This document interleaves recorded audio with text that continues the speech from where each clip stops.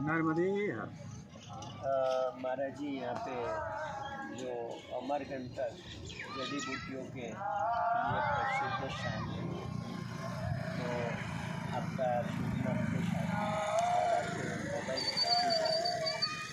लोगों की हमारे जो प्राचीन जड़ी बूटियों की जरिए लोगों का दुख दर्द मिट सके, तो उस बारे में प्रकाश डालिए। जरूर। देखिए, हम मध्य प्रदेश जिला अनूपपुर अमरकंटक नर्मदा उद्गम स्थली रामघाट पर हमारा आए हुए संत छोटे गिरिजी महाराज, जो कि गुजरात से आए हुए हैं, इनको अटूट वनस्पतियों के ऊपर विश्वास और ये जानने का प्रयास कर रहे हैं, जिस पर ये डिबेट चल रहा है। हमारे भारत में प्राचीन काल से वैदिक और परंपरागत का जड़ी बूटी द्वारा चिकित्सा किया जाता रहा। दैवी संयोग हमारे देश में विदेशी हुक्मरानों द्वारा विभिन्न प्रकार के वैदिक इलाज चालू किए गए, जो कि आज की स्थिति पर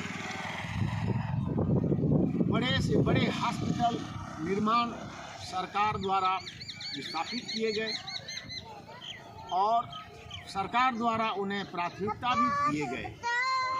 जबकि हमारे भारत में प्राचीन काल से जो आचार्य, वैद्य और जानकार परंपरागत की जो ज्ञानी थे, उनको हमारे सरकार द्वारा किसी प्रकार की सम्मान या किसी प्रकार की उनको डेवलप करने के लिए कोई मार्गदर्शन नहीं दिया। और आयुर्वेद सेवा केंद्र संचालित भारत सरकार द्वारा नहीं किया गया और उनको प्रमाणीकरण करने के लिए उनकी पैरामेडिकल विभाग द्वारा उसको बंद कर दिया गया। फिर भी हमारे जानकार वैद्य आज चिकित्सा कर रहे हैं बहुमूल्य जड़ी बूटी द्वारा। इस मैकल पर्वत समुद्र की सतह से 3600 फीट की हाइट है, चंद्रमा के नज़दीक है और यहाँ की वनस्पति जो है ना अमृत तुल्य कार्य करते हैं। और इस अमरकंटक में मेन 2 वनस्पति जो है ना विश्व प्रख्यात हैं, जिनकी नाम सभी लोग जानते हैं, जिसका नाम ब्रह्मी बूटी और जिसका नाम फूलबकावली है। फूलबकावली जो है नेत्र रोग के संबंध में बहुत प्रचलित है और लोगों की दृष्टि में अचूक रामबाण सा काम करता है। ब्रह्मी बूटी जो है ना अपस्मार, मिर्गी, विस्मृतता, अस्मिता और विद्या में कम रुचि रखने वाले बालकों के लिए बहुत उपयोगी है। और ब्रह्मी जैसे बूटी से कैंसरों का भी निदान किया जाता है, जो अमरकंटक की नर्मदा की धार की तट में पाया जाता था। आज डैम निर्माण होने के कारण वो भी विलुप्त की स्थिति पर है। अमरकंटक में बहुमूल्य औषधियाँ सफ़ेद मुसली, शतावरी, जटाशंकरी, जटामांसी, पुनन्नवा, मंडूपर्णी और मैदा, विभिन्न प्रकार के जड़ी बूटियाँ यहाँ उपलब्ध होते हैं। जो यहाँ अमरकंटक में साधु संत के अलावा आदिवासी वैद्यों के सहित और ग्राम के रहने वाले लोगों के सहित मिनिमम 300 से ऊपर वैद्य होंगे।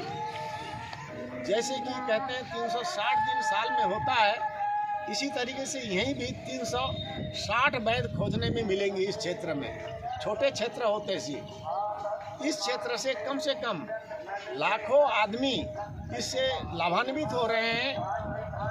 और जो असाध्य बीमारी जैसे कैंसर है, ब्लड कैंसर है, जैसे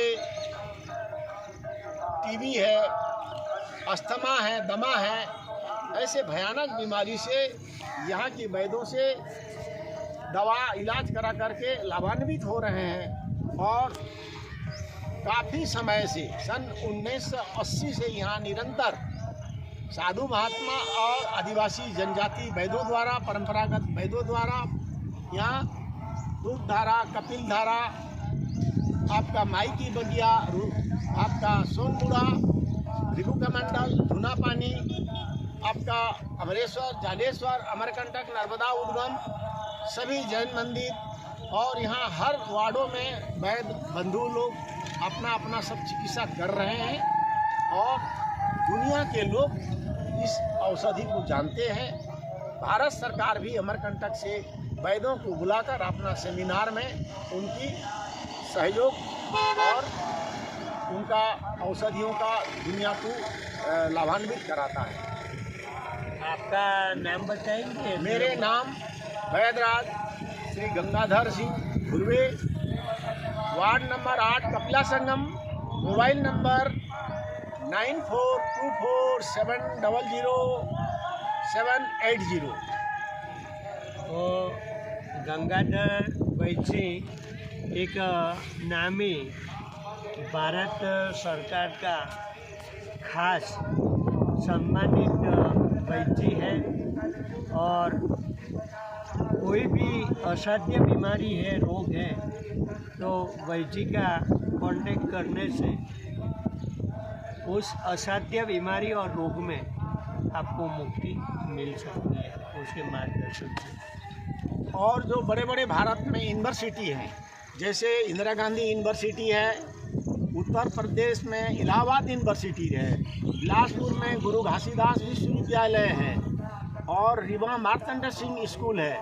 ऐसे ऐसे स्कूलों में मेरे द्वारा बच्चों को 200 बच्चों को 300 बच्चों को जंगल में जड़ी बूटियों के नाम और उनका नज़दीक परिचित से उन्हें मैं अपना सहयोग अनुदान कर उनको प्रशिक्षित करवा कर आज भी डिग्री हासिल करवा कर कई जगह में उन्हें फार्मासिस्ट बनने या टीचर बनने में कामयाबी हासिल हुआ। जो इंदिरा गांधी यूनिवर्सिटी में पेंड्रा रोड के रहने वाला सोनी भैया जी जो फार्मासिस्ट बन करके आज इंदिरा गांधी यूनिवर्सिटी में उन्होंने हमारे मार्गदर्शन के द्वारा अपना कार्य को सफल हासिल किए, जो हमें इंदिरा गांधी यूनिवर्सिटी में सम्मान करने हेतु बारंबार बुलाया जाता है और हमारे द्वारा विशिष्ट ग्रंथ वहाँ पर लिखे गए हैं, जो आने वाले भविष्य में बच्चे उसको अध्ययन करेंगे और अपना जीवन का उससे फायदा लेंगे। जय हिंद, जय भारत, महाराज जी, नर्मदे हर। एक बात और भी है कि जो रस शास्त्र है वो भूल चुका है आज, और जो हमारे यहाँ जो इंदिरा गांधी ने पारा के जो सोना बनता था और ऋषि परंपरा में साधु सन्यासी महात्मा कभी कभी खुद सोना बना के रस शास्त्र के माध्यम से उस विद्या से लोगों का भला, लोगों का जो दुख दर्द मिटाने में वो सहायता प्रदान करते थे। तो आज वो जो विषय और शास्त्र में फिर से पुनः जब अमेरिका ने जब पारा से रस शास्त्र से सोना बना लिया है तो हमें भी अग्रसर होने की ज़रूरत है और आप भी रस शास्त्र के ज्ञाता होंगे तो रस शास्त्र के बारे में थोड़ा बताएंगे कृपा करके। ओम नमो शिवाय।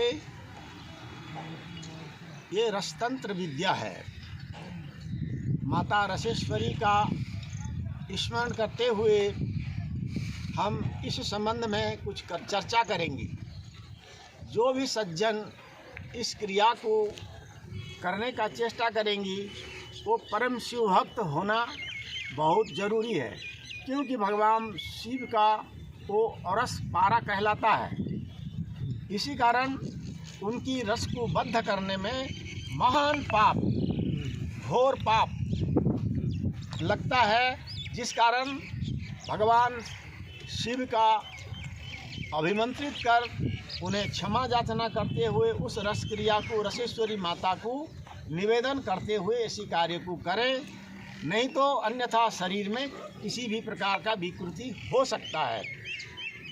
तो हमारे भारत में रस विद्या का निपुण वैद्य हमारे गुजरात अहमदाबाद में भारत में पहला नंबर बनाया गया, जो कामयाबी सोना 16 कैरेट की बना।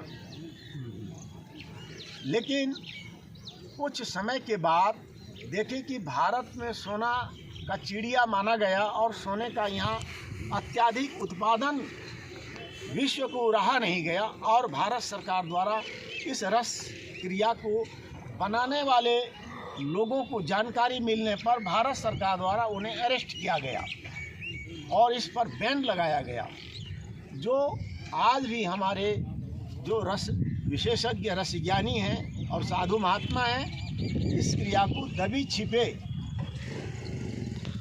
कर रहे हैं और अपना आश्रम को संचालित रख रहे हैं। इस क्रिया को सरकार द्वारा या किसी राज्य सरकार द्वारा या भारत सरकार द्वारा किसी प्रकार की बनाने या करने का इजाज़त नहीं है, जिस कारण लोग इस पर विशेषकर कार्य करने में समक्ष नहीं आते हैं।